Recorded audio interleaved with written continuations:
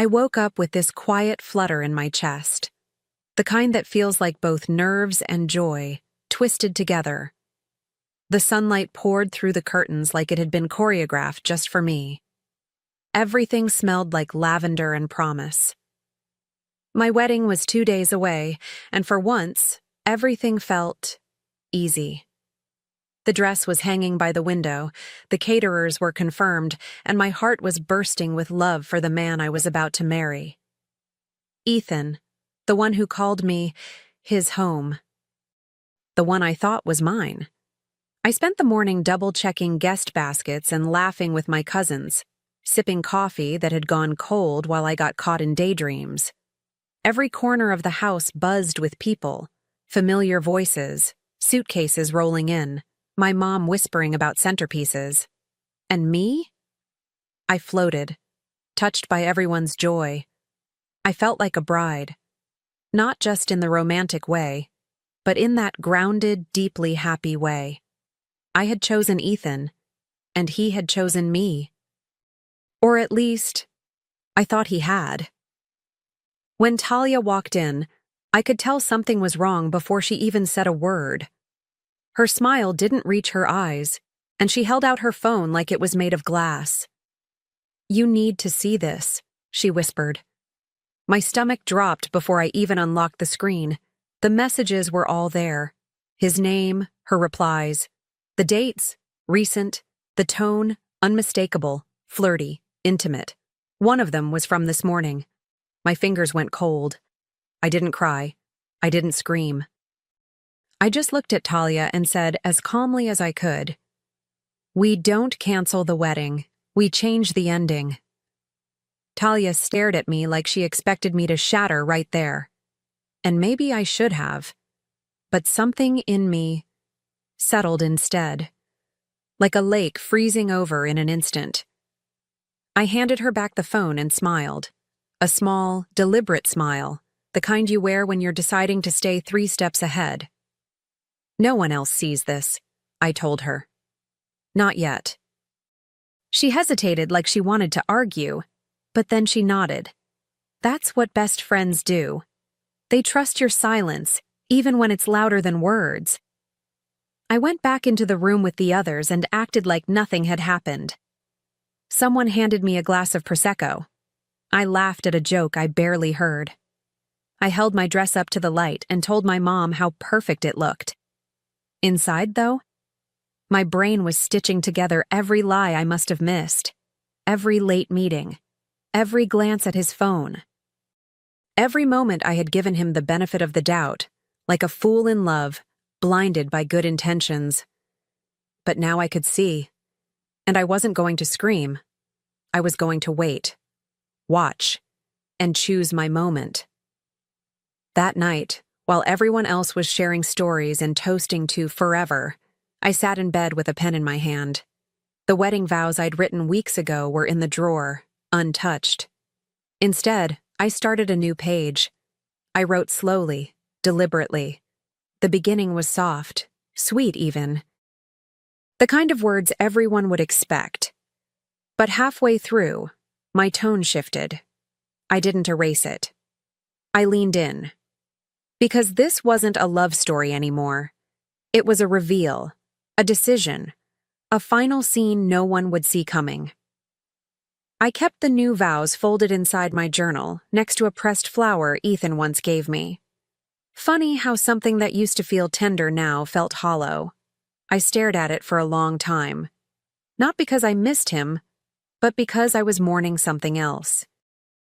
The version of myself that believed him without question, that defended him, that once looked at her future and saw only him. That girl was gone. And the woman left behind? She wasn't bitter. She was awake. And awake women don't collapse. They calculate. The next morning, I greeted the wedding planner with a warm smile. I took photos with my nieces. I posed with Ethan when he wrapped his arm around my waist like nothing had happened. He kissed my cheek and called me his bride, and I let him. Let him look proud, relaxed, unbothered. He still had no idea. I watched him check his phone between conversations. I knew exactly who he was texting, and I didn't flinch. Because when you've been handed the truth, there's a quiet kind of power in deciding how and when you'll use it. Later that evening, my mom pulled me aside. She touched my cheek and said, "Something's different about you, baby." I smiled and kissed her hand. "You'll see," I whispered, and I meant it. Because tomorrow I would walk down the aisle. Everyone would be watching. Everyone would be expecting a love story. But what they'd get was something much more honest. I woke up before the sun, my heart oddly calm. Not excited, not anxious, just steady. The kind of stillness that comes when you've already made your decision. I looked in the mirror and told myself to smile. And I did. I smiled so well that even I started to believe it. The house was buzzing. Stylists unpacking bags, my aunt steaming dresses, music playing low from someone's phone. I moved through it all like I was floating. "She's glowing," someone whispered. If only they knew what kind of fire was really burning underneath. When I stepped into rehearsal, I played my part like a pro, held Ethan's hand when they told us to, practiced turning and smiling at the crowd. I even laughed when he made some joke to his groomsmen about not tripping over his own feet. He was so relaxed, so completely unaware. He didn't see the way my fingers curled just slightly tighter into my palm each time he glanced down at his phone. Still hiding her, still choosing her. But I didn't say a word. Not yet. Let him enjoy this day. The last one where he thinks he has it all. By mid-afternoon, we were sitting at the long dining table in the garden for the final family dinner before the big day. Champagne was flowing. Toasts were made. I watched his mother dote on him and call me the luckiest girl alive. I smiled back and thanked her. But my mind wasn't at the table. It was with the folded note in my purse, my vows. Not the ones I wrote months ago, the ones I finished just last night. I'd rehearsed every line in my head like a prayer. But tomorrow, I wouldn't need to pretend anymore. Later that night, I found myself sitting alone on the porch while everyone else danced inside. The air was warm, soft with jasmine and distant laughter. I could hear Ethan's voice through the open window, telling some story, probably one he'd told 100 times.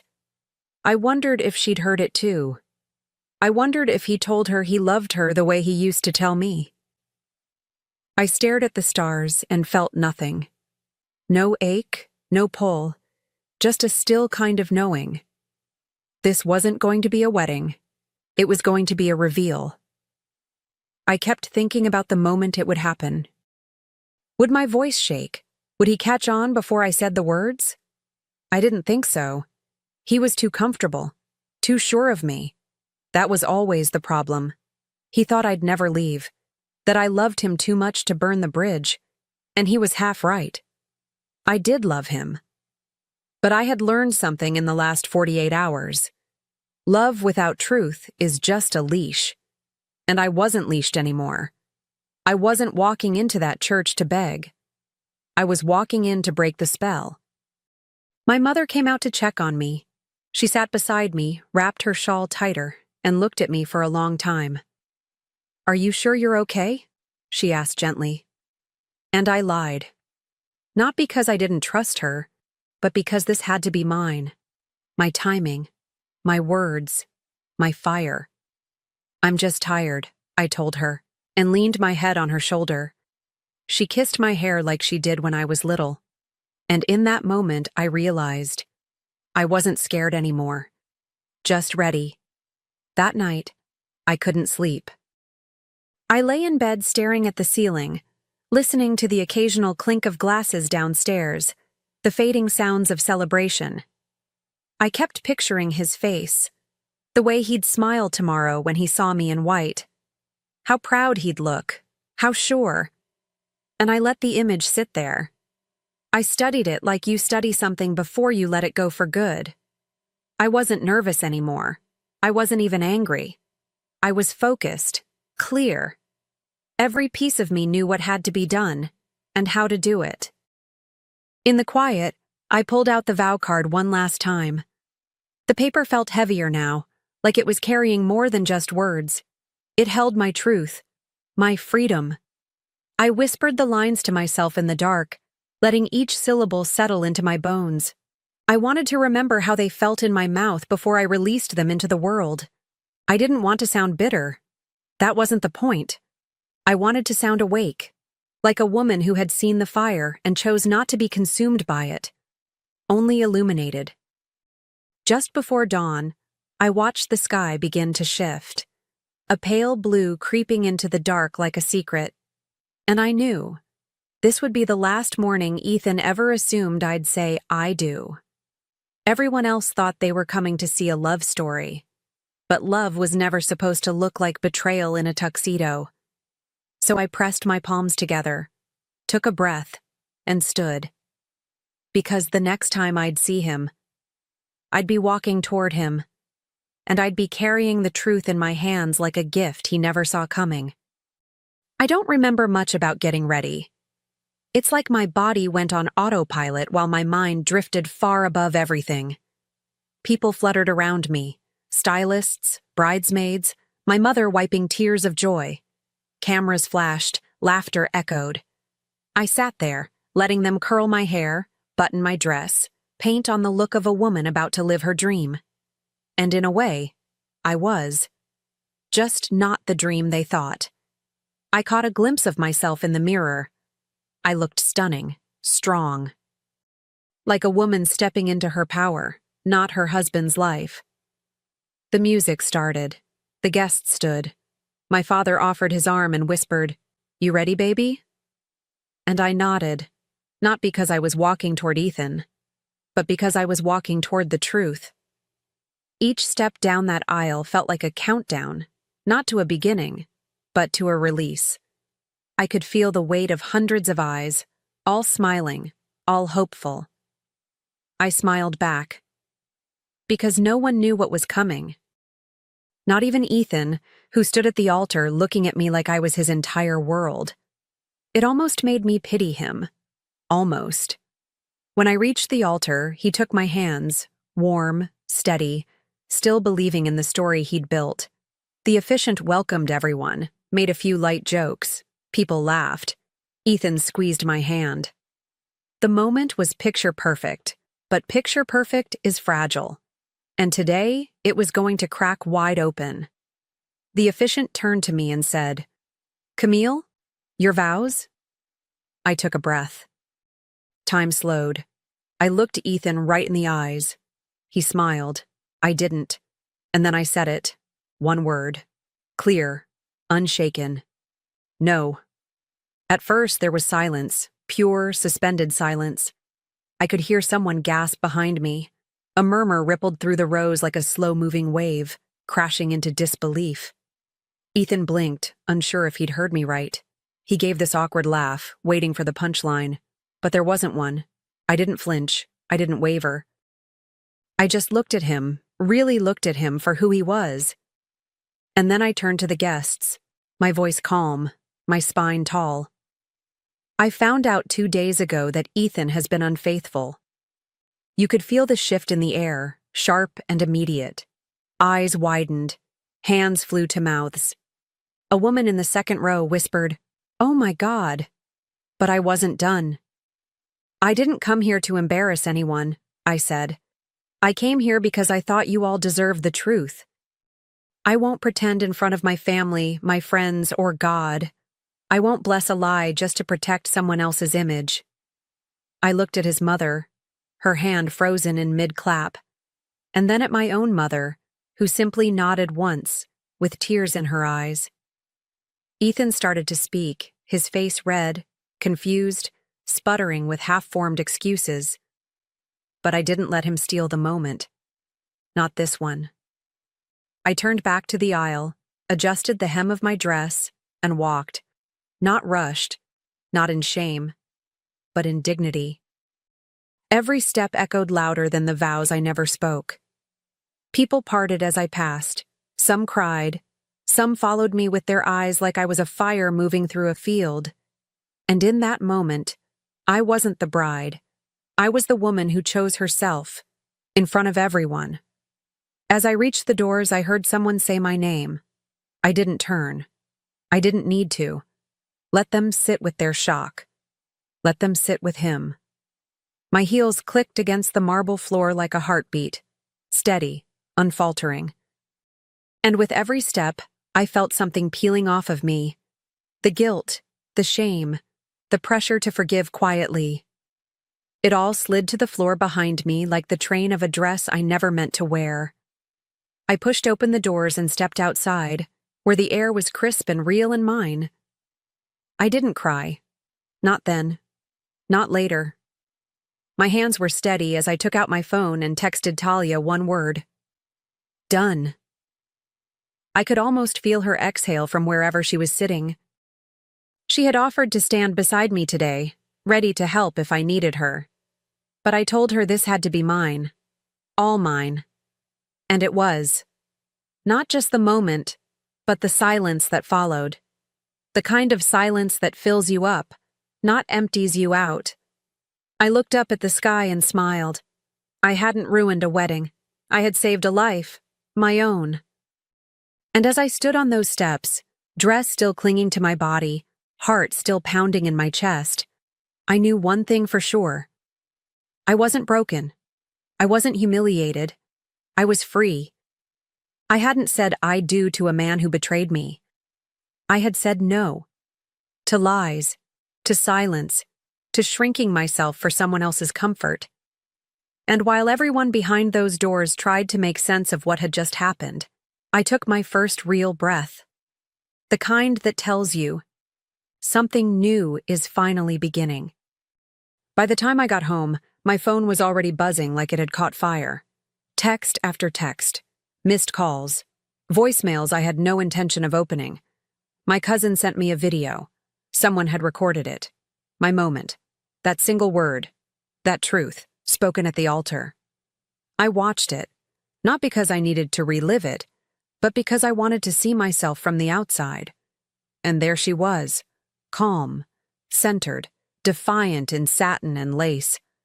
I barely recognized her. And yet, I knew she'd been waiting to show up for years. Support came pouring in like a flood. Old friends, acquaintances, women I barely knew who found the clip online. "You're a hero," some wrote. "You saved me without knowing it." One woman said, "You walked out so I could find the courage to do the same." I didn't expect that. I didn't do it for them. I did it for me. But somehow, my truth had echoed. It had hit something raw and universal. And that mattered more than any wedding ever could. I wasn't just a woman who said no. I was now a symbol of one who meant it. And Ethan?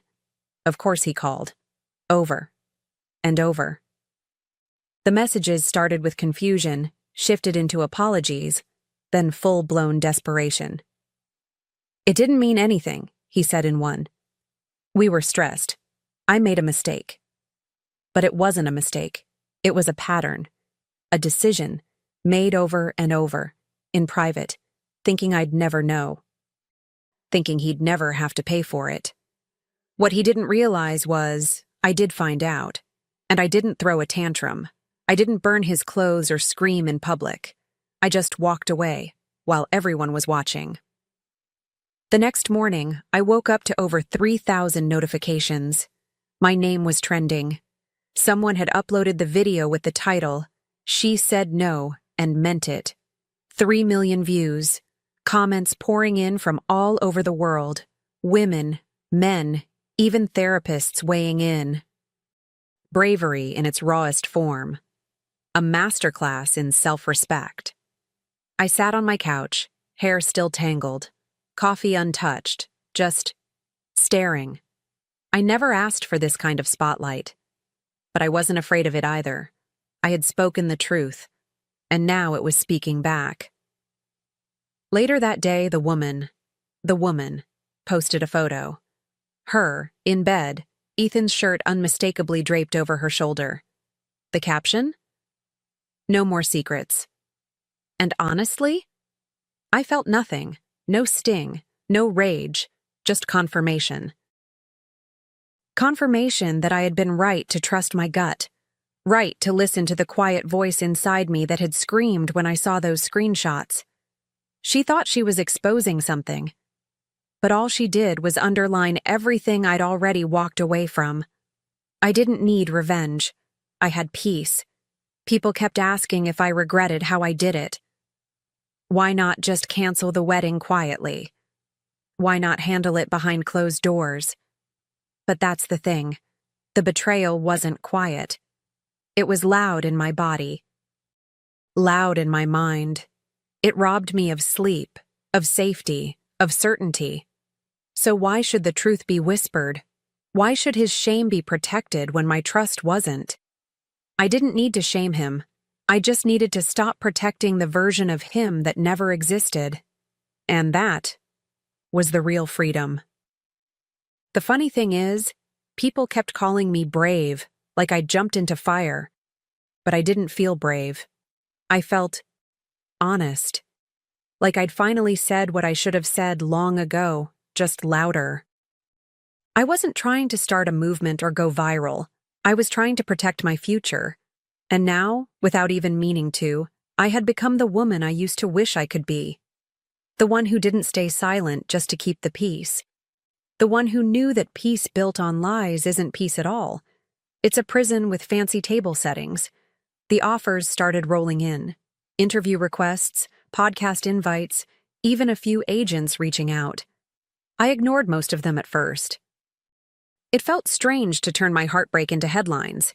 But then I got a message from a woman who said, "You didn't just walk away from a man, you walked toward yourself." And I needed to see that. That one stuck with me.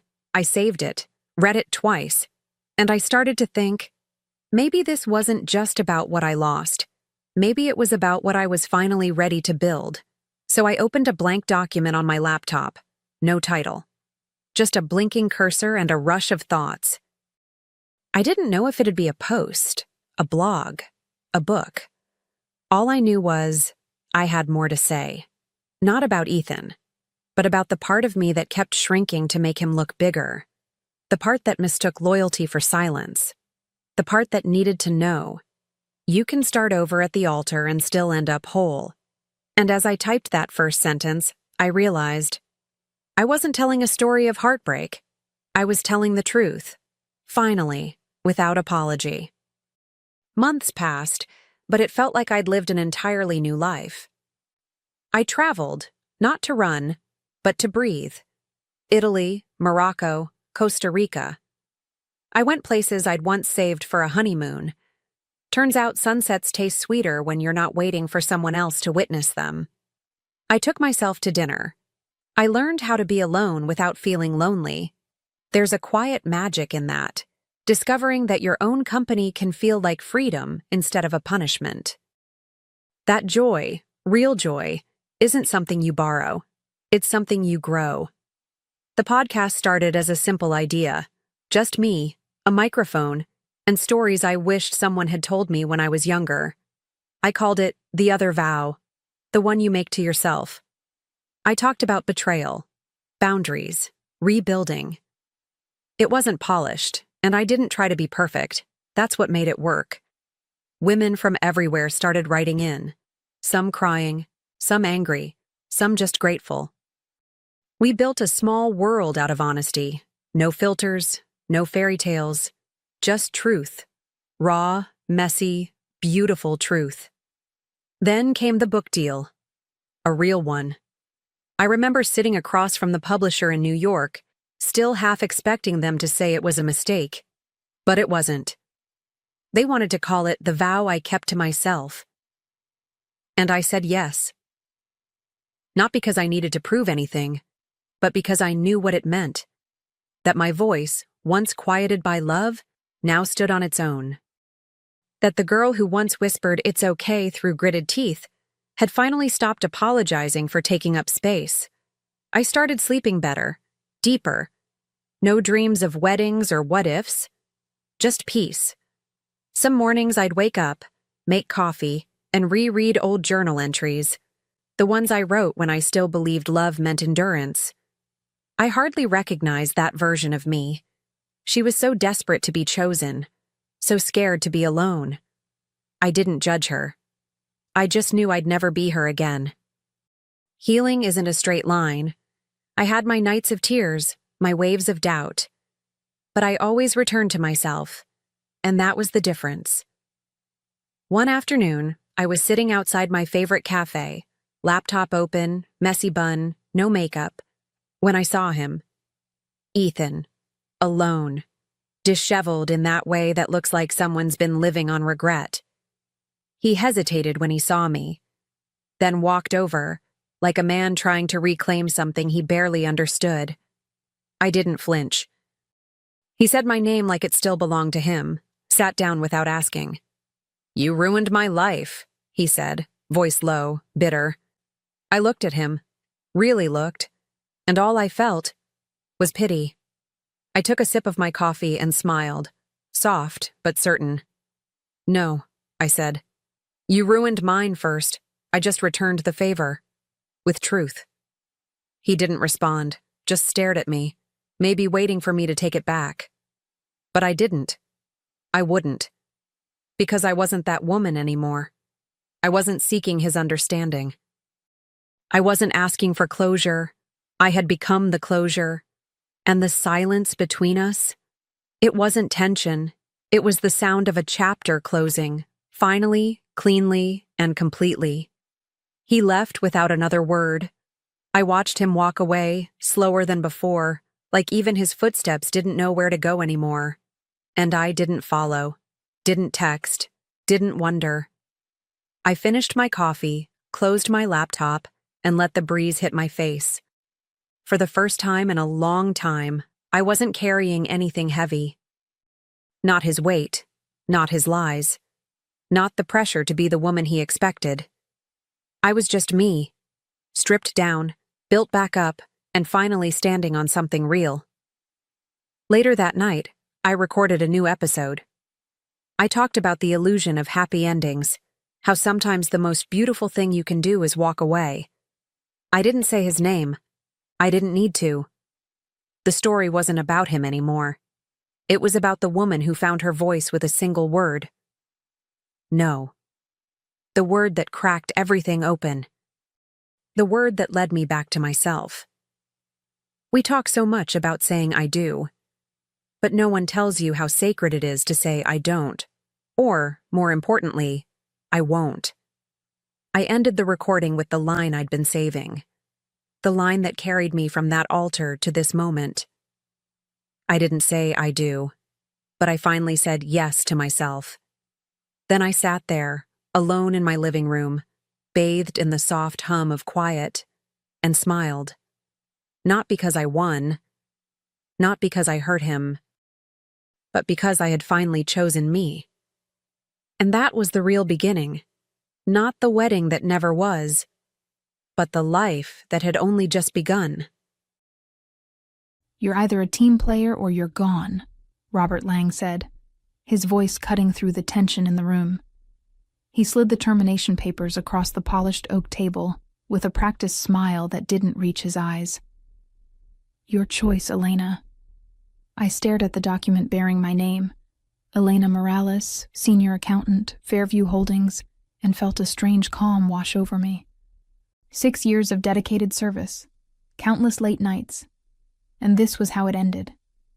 Being forced to choose between my integrity and my livelihood. "I won't falsify financial statements for the audit," I replied, my voice steadier than I expected. "Not for you, not for anyone."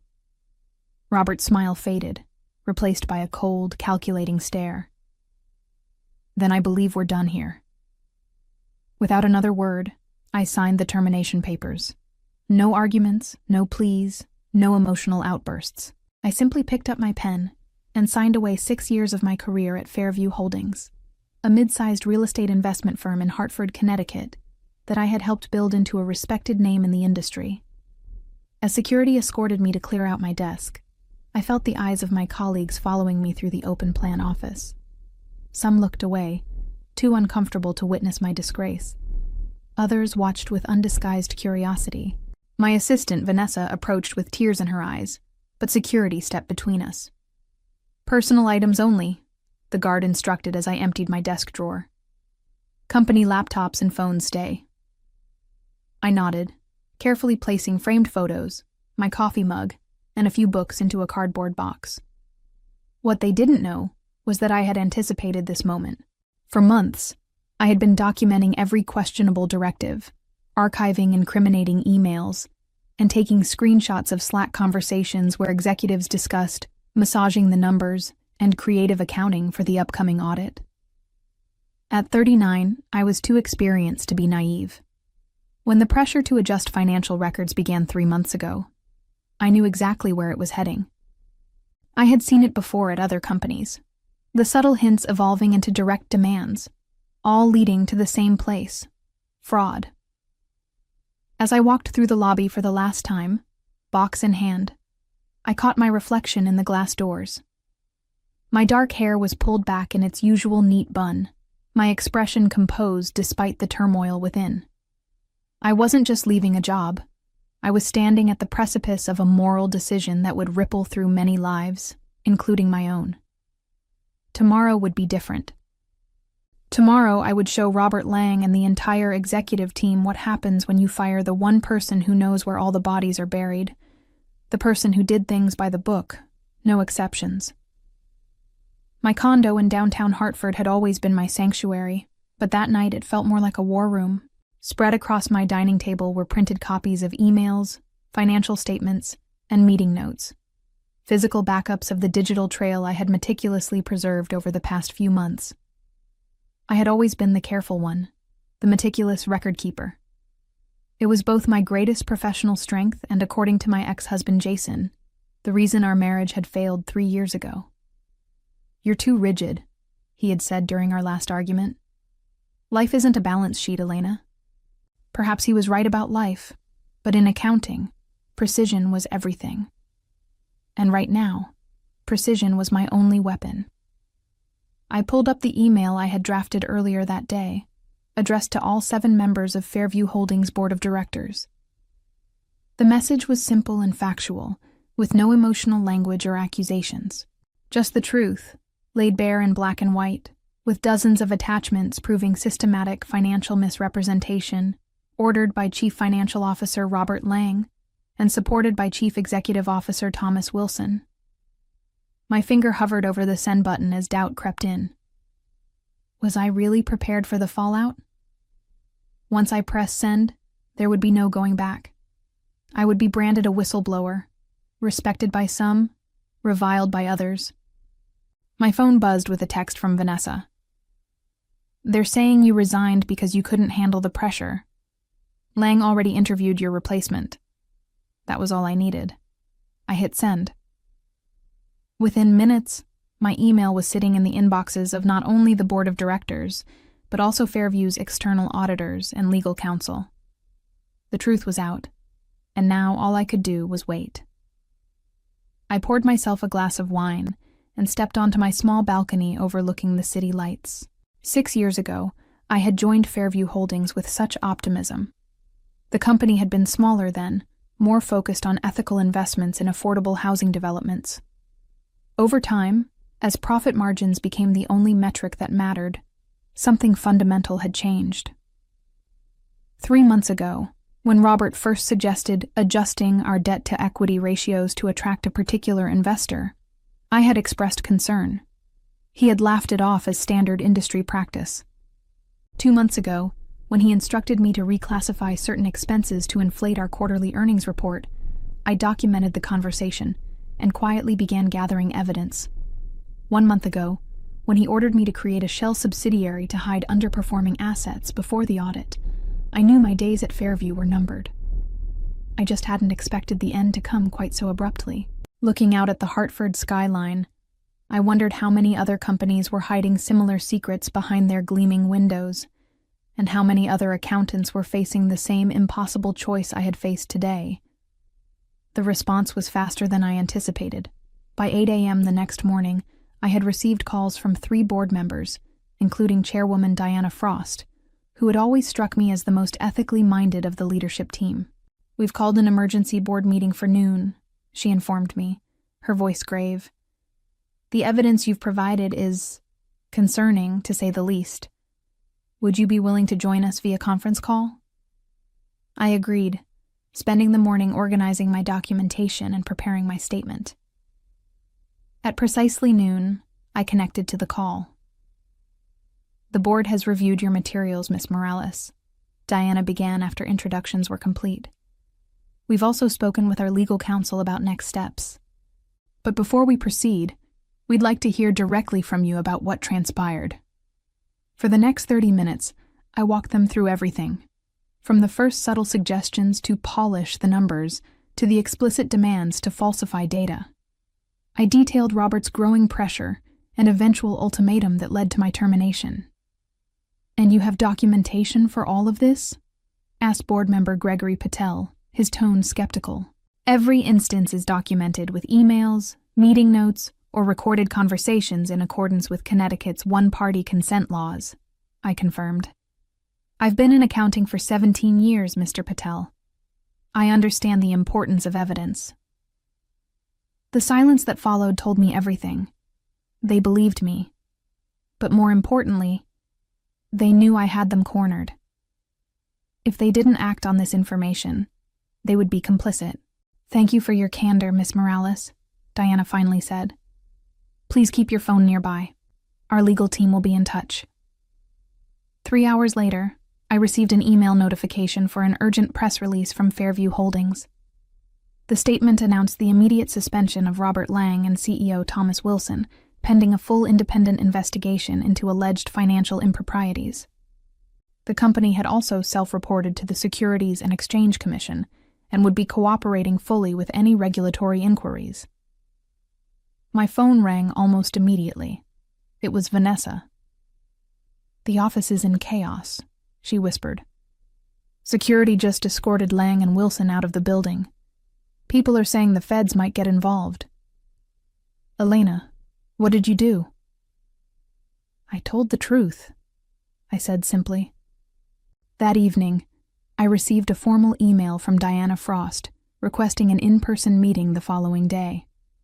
Part of me wondered if they were planning to silence me with a settlement offer and non-disclosure agreement, a common corporate strategy for managing whistleblowers. As I prepared for bed, my phone buzzed with a LinkedIn notification. A former colleague who now worked at Veltrix Optics had sent me a message. "Heard what happened at Fairview. We're looking for a new finance director with strong ethics. Interested?" The message brought tears to my eyes. Tears of relief, validation, and perhaps a touch of pride. I had gambled my career on the belief that integrity would ultimately be valued. Now, it seemed the first evidence was appearing to support that belief. Still, as I drifted off to sleep, I knew this story was far from over. The real fallout was just beginning, and morning would bring new battles to face. The following morning, Fairview Holdings stock had dropped nearly 15% by the time I arrived for my meeting with Diana Frost. The lobby of the company's headquarters, normally bustling with activity, was eerily quiet except for a few reporters lingering outside, hoping to catch an insider for comment. Security brought me directly to the executive floor, the same floor I had been escorted from in disgrace just 2 days earlier. The irony wasn't lost on me.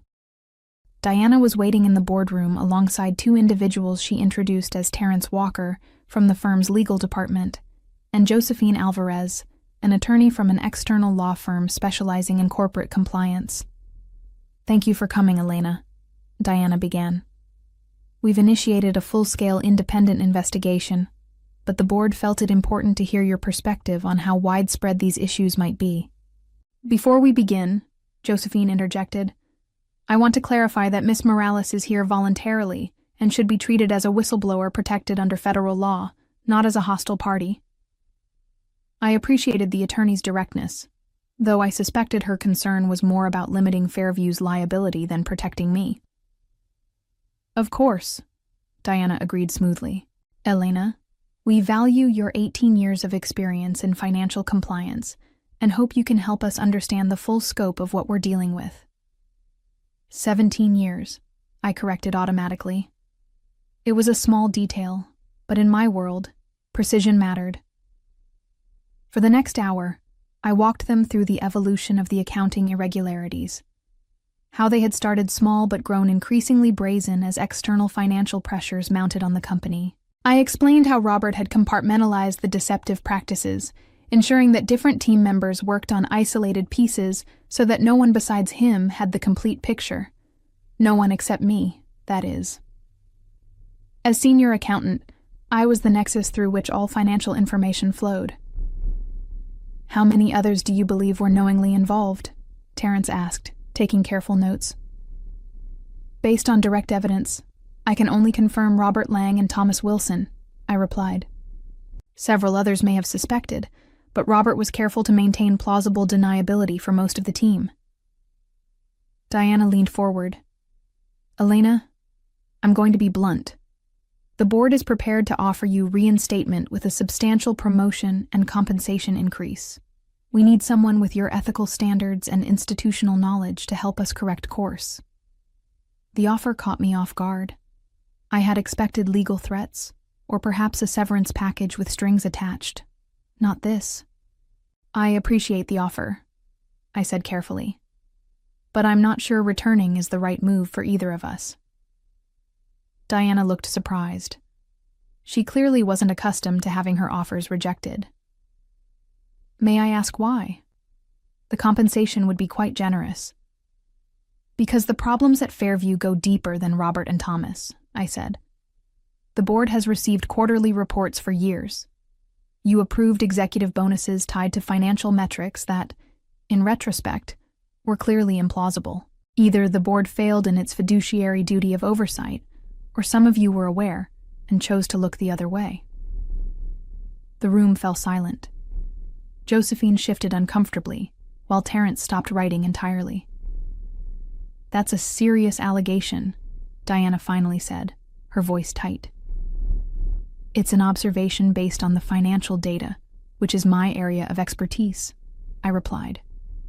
And it's why I believe my credibility as a whistleblower would be compromised if I returned to Fairview's payroll. As the meeting concluded without resolution, I noticed a notification on my phone, an email from the Securities and Exchange Commission requesting an interview.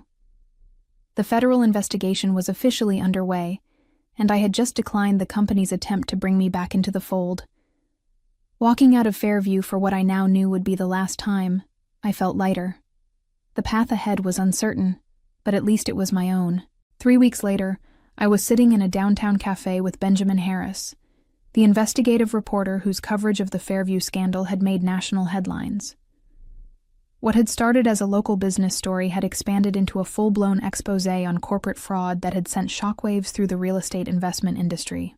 Just to confirm, Benjamin said, checking his notes, you're comfortable with me quoting you directly on the timeline of events leading to your termination? I nodded, scanning the latest draft of his article on his tablet.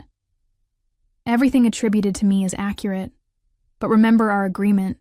This interview is about corporate accountability, not personal vendettas. Absolutely, he agreed, taking back the tablet. Though readers love a personal angle. Any interest in sharing how it felt to watch Fairview's stock drop 30% since the scandal broke? I sipped my coffee, considering my response carefully. I take no pleasure in watching a company I helped build suffer, Benjamin. Many honest employees are now facing uncertainty because of decisions made by a few. He looked disappointed, but made a note. Fair enough. What about the SEC investigation? Sources tell me you've had multiple interviews with federal regulators. I can't comment on an ongoing investigation, I replied, the answer practiced and precise. Our conversation was interrupted by an incoming call from a number I didn't recognize. Normally, I would have let it go to voicemail, but something told me to answer. Elena Morales speaking, I said, excusing myself from the table. Miss Morales, this is William Bennett, Chief Compliance Officer at Thornmere Financial. The name of one of Fairview's largest competitors immediately caught my attention. I was hoping we might meet to discuss an opportunity. I scheduled a meeting for the following day and returned to Benjamin, who was watching me with undisguised curiosity. "Another job offer?" he asked. "That's the third one I've seen you take since we sat down." It was true. In the week since the scandal broke, I had received inquiries from multiple companies seeking financial compliance leadership. My reputation as the whistleblower who took down Fairview's executive team had made me simultaneously radioactive and highly desirable, depending on a company's priorities. "Would you believe me if I said it was a cold call about my car's extended warranty?" I joked. Benjamin laughed. Not for a second. His expression turned more serious. "Elena, there's something you should know before this article goes to print. I've uncovered evidence suggesting that Fairview's fraudulent practices may have direct connections to Redwood Capital Partners." I felt my blood run cold. Redwood was one of the largest private equity firms in the Northeast, with tentacles reaching into dozens of companies across multiple industries. "What kind of connections?" I asked, keeping my voice level. "Financial flows that don't make sense, overlapping board memberships, and remarkably similar accounting irregularities," he explained. "I think Fairview might be just the tip of the iceberg."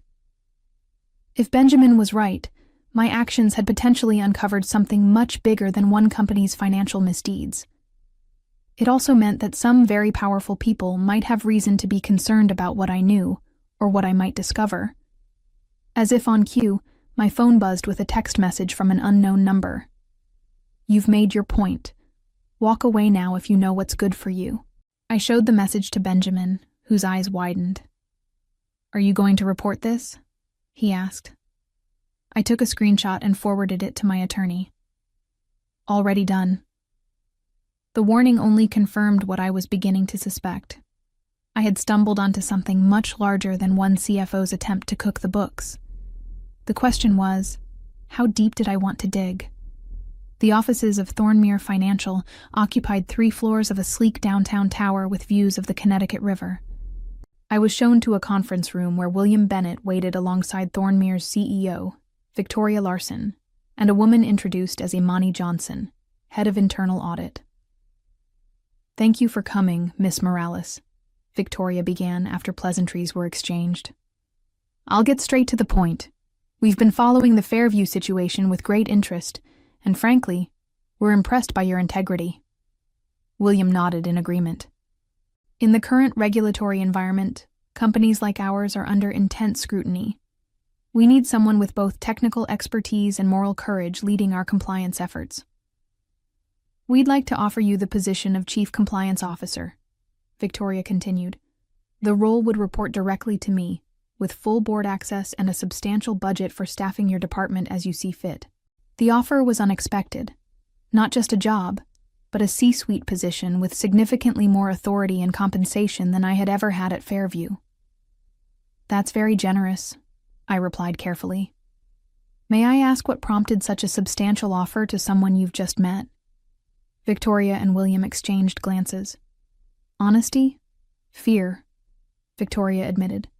"Not of you, but of being the next Fairview. The regulatory landscape is changing, and we need someone who can ensure we're not just compliant on paper." "Also," Imani added, speaking for the first time, "I reviewed your work when we competed with Fairview on the Westridge Development Project last year. Your financial models were impeccable. Talent like yours is rare." Their transparency was refreshing, but something still felt off. The offer was too perfect, too quickly extended to someone at the center of an ongoing scandal. "Before I consider your offer," I said, "I need to ask a difficult question. What is Thornmere's relationship with Redwood Capital Partners?" The atmosphere in the room shifted instantly. Victoria's smile faltered ever so slightly, while William's posture stiffened. "They're a minority investor in some of our development projects," Victoria answered carefully. "Why do you ask?"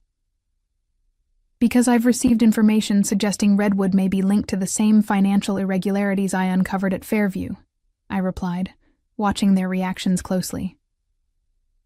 And I've recently received what could be interpreted as a threat warning me to stop investigating. Imani leaned forward, her expression grave. What kind of threat? I showed them the anonymous text message. This is concerning, William said after a moment, but I'm not sure what it has to do with our job offer. Everything, I countered. If I were to accept this position, I would need complete independence to investigate any potential issues, regardless of who they involve, including major investors. Victoria was quiet for a long moment before responding. Elena, let me be candid. We're offering you this position because we want to ensure Thornmere doesn't become the next financial scandal headline. If you have concerns about Redwood, that's something we should know about. Or, I suggested, you already know about Redwood's practices, and you're offering me this position to keep me close and controlled. The silence that followed was telling. I think we're done here, I said, gathering my belongings. Thank you for your time. As I walked toward the elevator, William caught up to me. You're making a mistake, he said quietly. We genuinely need someone like you. Then prove it, I replied. Start by ordering a full internal audit of any projects involving Redwood, conducted by an independent firm with no ties to either company. When that's complete, we can talk again. I stepped into the elevator, leaving William looking thoughtful in the hallway. As the doors closed, I couldn't help but wonder, was I turning down a legitimate opportunity, or had I just narrowly avoided walking into a trap set by the very people I was now investigating? The SEC investigation moved with surprising speed. 6 weeks after my initial whistleblower report, I sat in a federal building conference room alongside my attorney, watching as Special Agent Diaz laid out the charges being filed against Fairview's former executives. Robert Lang and Thomas Wilson will be charged with securities fraud, filing false financial statements and conspiracy, he explained. Based largely on the evidence you provided, Miss Morales. My attorney, Layla Jackson, nodded approvingly. And the board members? 2 board members, including former chair Diana Frost, are being charged with failure to perform fiduciary duties and willful blindness, Agent Diaz continued. The investigation into Redwood Capital is ongoing and complex. I understood the subtext. Redwood had powerful connections and armies of attorneys. That investigation would take much longer and face significant resistance. What happens now? I asked. Now we prepare for depositions and potential trial testimony, Layla explained. And you consider what you want your next steps to be professionally.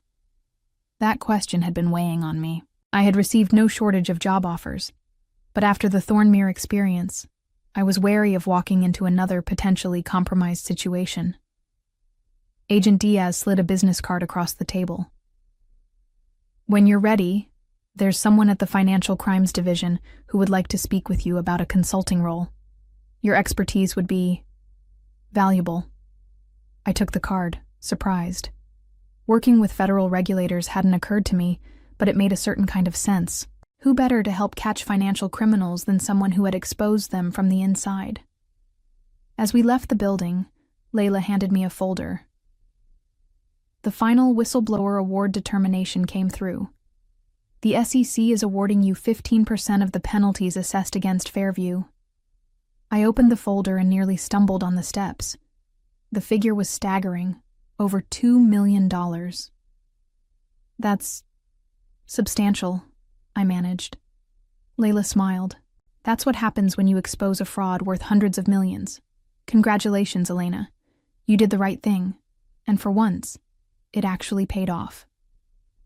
For the first time since this ordeal began, I allowed myself to feel something close to vindication. 1 year later, I stood at the podium of a corporate ethics conference, surveying the room filled with financial professionals, regulators, and compliance officers. My keynote speech on ethical accounting in the age of pressure had drawn an unexpectedly large audience. The pressure to compromise doesn't arrive all at once, I told them. It begins with small requests, rationalizations, and a culture that prioritizes results over methods. By the time someone asks you to commit outright fraud, you've often already been conditioned to say yes. In the front row sat my team from the newly established consulting firm I had founded 6 months earlier, Integrity Financial Advisory.